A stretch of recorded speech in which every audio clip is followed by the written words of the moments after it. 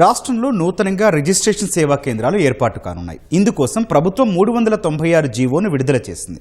26 జిల్లా కేంద్రాల్లో రిజిస్ట్రేషన్ సేవా కేంద్రాల ఏర్పాటుకు టెండర్లు పిలవనున్నారు. కొత్తగా ఏర్పాటు చేసే రిజిస్ట్రేషన్ సేవా కేంద్రాల్లో ఎలాంటి సేవలు అందుబాటులోకి రానున్నాయి? రిజిస్ట్రేషన్ సేవా కేంద్రాలు వస్తుంటే దస్తావేజు లేఖరులు ఎందుకు ఆందోళన వ్యక్తం చేస్తున్నారు వంటి అంశాలపై మా ప్రతినిధి సాయికృష్ణ గ్రౌండ్ రిపోర్ట్.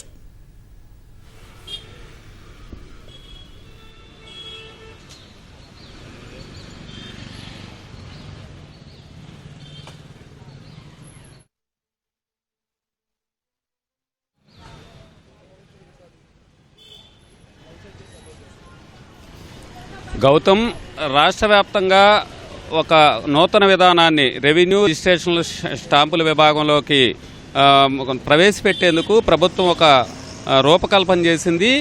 రాష్ట్ర ప్రభుత్వానికి అత్యధిక ఆదాయం సమకూర్చే విభాగాల్లో రిజిస్ట్రేషన్ల శాఖ ఒకటి. దీంట్లో సంస్కరణలు చేపట్టేందుకు కూడా ఒక కొత్త విధానాన్ని ప్రవేశపెట్టేందుకు కేబినెట్ కూడా ఆమోదం తెలిపింది ఇటీవల.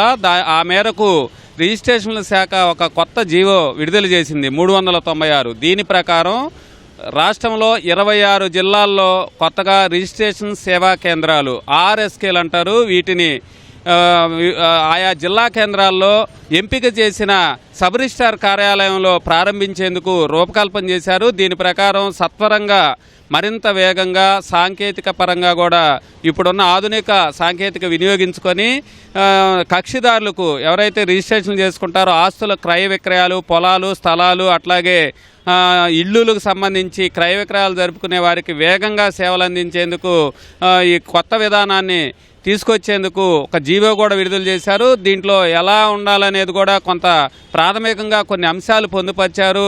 ఇప్పుడున్న విధానంలో మరింత వేగంగా, పారదర్శకంగా, కొంత అవినీతి రహితంగా, ఎందుకంటే ఇప్పుడు సబ్ రిజిస్ట్రార్ కార్యాలయాల్లో మామూలు అనేది సర్వసాధారణమైన అంశం, అందరికీ జగమెరిగిన అంశంగా కూడా దీన్ని పరిగణించాల్సి ఉంటుంది. దీంట్లో మరింత వేగంగా, పారదర్శకంగా ఎలాంటి కక్షిదారులకు, దరఖాస్తుదారులు ఎవరైతే ఇక్కడ రిజిస్ట్రేషన్ చేసుకునే వారికి వేగంగా సేవలు అందించేందుకు దీనికి సంబంధించి కూడా ఒక రూపకల్పన చేశారు. ప్రస్తుతం అయితే మహారాష్ట్రలో ఆదర్శ సబ్ రిజిస్ట్రార్ కేంద్రాలు అనేది దాంట్లో అక్కడ అమలవుతున్న విధానాలని ఇక్కడ కొంత పరిశీలించి రాష్ట్రంలో కూడా పోలవరం అట్లాగే అల్లూరి జిల్లాలు కాకుండా మిగతా 26 జిల్లా కేంద్రాల్లో ఎంపిక చేసిన సబ్ రిజిస్ట్రార్ కేంద్రాల్లో ఈ ఆర్ఎస్కేలు రూపొందించేందుకు మొత్తం రిజిస్ట్రేషన్ శాఖ సంసిద్ధమవుతోంది. దీనికి సంబంధించి ఇప్పటికే విధి విధానాలు ఒక ప్రాథమికంగా నిర్దేశించారు. కక్షిదారుల నుంచి 2000 రూపాయలు వసూలు చేసే విధంగా కూడా దీంట్లో ఫీజు నిర్ధారించారు. ఇప్పుడైతే అమలవుతున్న విధానం దస్తావేజు లేఖర్ల దగ్గరికి వెళ్ళి అక్కడ మన వివరాలు పొందుపరిచి ఆయన డాక్యుమెంట్ తయారు చేసిన తర్వాత దాన్ని తీసుకెళ్లి సబ్ రిజిస్ట్రార్ కార్యాలయంలో ఆన్లైన్ అవుతోంది. అతనే అప్లోడ్ చేస్తారు. సర్వర్ ప్రకారం అప్లోడ్ చేసిన తర్వాత సబ్ రిజిస్ట్రారు సిబ్బంది పరిశీలించి చిట్ట చివరిగా ఒక తంబు వేసి రిజిస్ట్రేషన్ సంతకం అయిపోయిన తర్వాత డాక్యుమెంట్లు ఇచ్చేస్తారు. ఇది కూడా చాలా వేగంగా జరుగుతోంది. ఇదంతా కూడా దస్తావేజు లేఖర్లే చేయాల్సి ఉంటుంది. రాష్ట్ర వ్యాప్తంగా ప్రస్తుతం అయితే ఇదే విధానం అమల్లో ఉంది. ఈ ప్రకారంలో ఇంకా మరింత మెరుగైన సేవలు పారదర్శకంగా, ప్రధానంగా సత్వరంగా ఆధునిక సాంకేతికత వినియోగించుకొని ఈ సేవలను మెరుగుపరిచే ఉద్దేశంతో ప్రభుత్వం దీన్ని రూపకల్పన చేసిందని చెప్పాలి.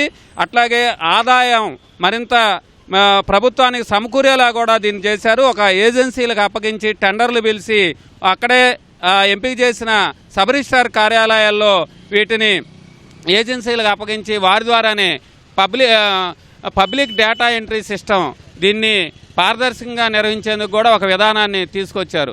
దీనికి సంబంధించి అయితే ఇది రాష్ట్ర వ్యాప్తంగా కూడా దస్తావేజు లేఖర్లతో దీంట్లో భాగస్వామ్యం చేయాలి, మమ్మల్ని కూడా లైసెన్సులు ఇచ్చి పూర్తి స్థాయిలో మేము ఇప్పుడు చేస్తున్న పనులు మాకు కూడా అప్పగించాలని వారిలో ఆందోళన వ్యక్తం అవుతుంది. ఇది ప్రభుత్వం దృష్టికి కూడా తీసుకెళ్లారు. ఈ కొత్త విధానం పూర్తి స్థాయిలో భవిష్యత్తులో ఎలా రూపకల్పన చేస్తారనేది కూడా కొంత ఆసక్తి రేపిస్తోంది. గౌతమ్, కెమెరామెన్ శేష్ బాబుతో సాయికృష్ణ, ఈటీవీ న్యూస్, విజయవాడ.